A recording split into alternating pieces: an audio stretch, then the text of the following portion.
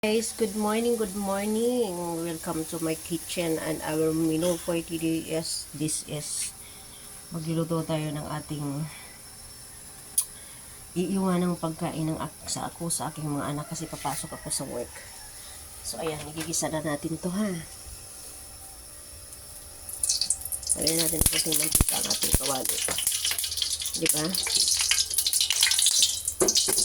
Ayan eh. Gusto kong magluto dahil love ko talaga tong aking bagong kawali. So, sobrang lakas ng apoy. Ilagay na natin ang ating bawang. Ilagay natin ang ating bawang. Ang ating sibuyas, lagay na rin natin. Ayan. Ayan ang ating sibuyas ha.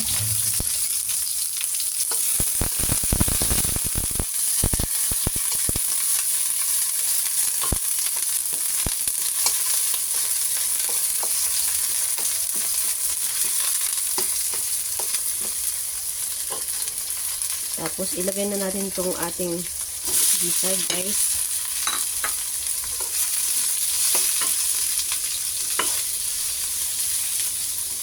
Sabay ko na itong ating liver. Kasi, luto na yung gisag, eh. Siyempre, ilagay ko na rin yung ang ating luya. Ayan, ang ating green na siling green. Lagyan natin ang paminta. Yes, kailangan din natin ng laurel. Kailangan din natin lagyan ng ating laurel. Ilagay ko na rin ang ating patatas kasi ito na yung ating B-side para lumambot ang ating patatas. Yan. Igigisa muna natin yung siya para masarap.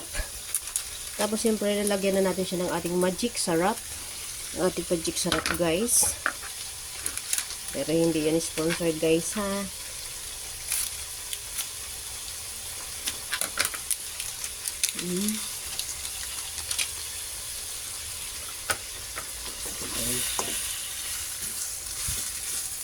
Isa muna natin siya lang.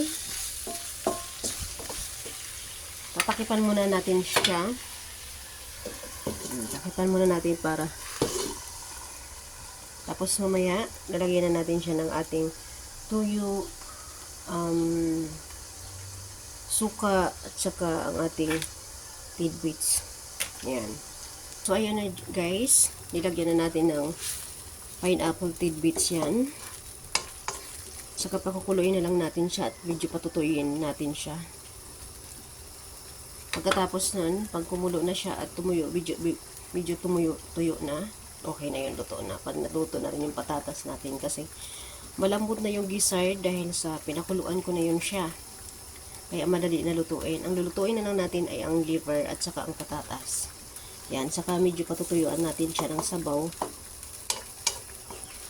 Nilagyan ko lang ng kunting marami-raming sabaw para talagang lumambot yung gizzard kasi yung gizzard, alam nyo naman na gizzard ay medyo matigas. Ayan. Mag-antay na lang tayo siyang medyo tumuyo yung kanyang sabaw. So, ayan na, guys, ang ating menu for today. Ayan, buto na siya. Pero, as usual, pinapano pa rin natin. Pinapa-tuyo-tuyo pa rin natin kasi mas masarap nito yung medyo tuyo. Kaya yung hindi pa nakakapag-subscribe sa aking YouTube channel, please like, subscribe, and hit the bell button para naman updated kayo lagi sa aking mga ina-upload na videos.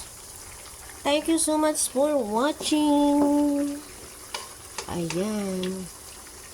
Yummy. It's yummy.